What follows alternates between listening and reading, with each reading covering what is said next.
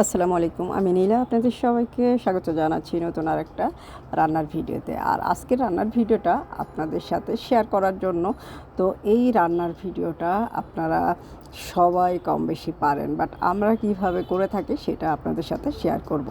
যদি ভালো লাগে লাইক কমেন্ট শেয়ার দিয়ে সাথে থাকবেন, দেখবেন পুরো ভিডিওটা। তো এটা হচ্ছে কাঁঠালের বিচি। গতকাল আগরা থেকে কাঁঠালের বিচি 1 কেজি কাঁঠালের বিচি কিনেছিলাম। তো কাঁঠালের বিচিটা ভর্তা খেতে বা তরকারির সাথে খেতে বা যে কোনো কিছুর সাথে খেতে আমার খুবই ভালো লাগে। তো কাঁঠালের বিচি কটা ভাজা করে নিলাম। আর এখানে ফ্রাই প্যানে পেঁয়াজ রসুন দিয়ে তেল ছাড়াই আগে একটু ভাজা ভাজা করে নিতে হবে। ভাজার এক পর্যায়ে কাঁচামরিচও দিয়ে দিতে হবে। দিয়ে একটু ভাজা ভাজা হলে সামান্য 1 ফোঁটা পরিমাণ তেল আমরা দিয়ে দিব। দিয়ে এটাকে ভালো করে ভাজা ভাজা করে নিব, সাথে স্বাদ মতো লবণটাও অ্যাড করে দিব।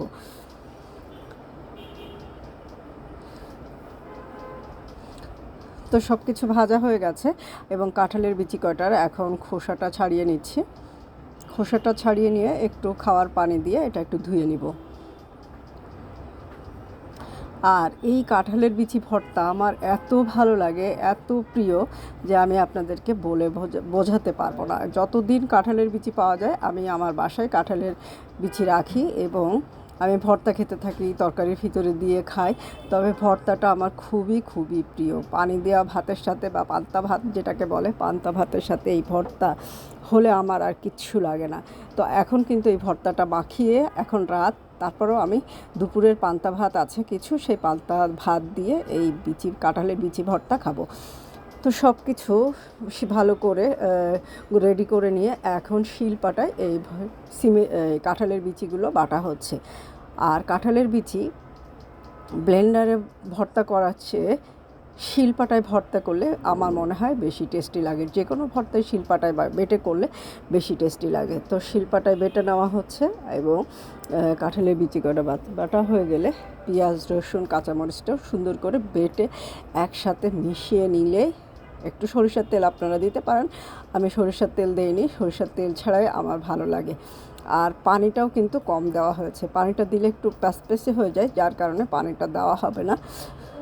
তো একেবারে শুকনো শুকনো পেঁয়াজ রসুন দিয়ে যে লিকুইডটা আসবে সেই লিকুইড দিয়ে এটা কিন্তু মাখানো হয়ে যাবে।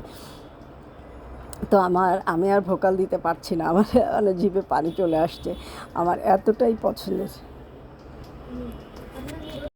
তো সব কিছু বাটাবাটি হয়ে গেল, এখন একসাথে ভালো করে মিশিয়ে নিতে হবে।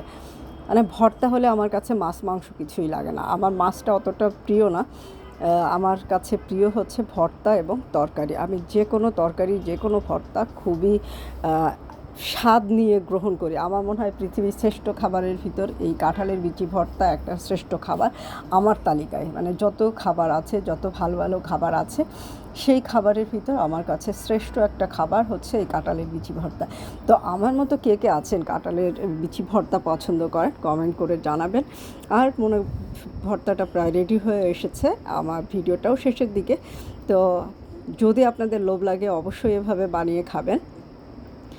আর আপনারা ভালো থাকবেন, সুস্থ থাকবেন, আমার পেজের সাথে থাকবেন। আর এরকম দেশি খাবারগুলো মজাভাবে তৈরি করে খাবেন।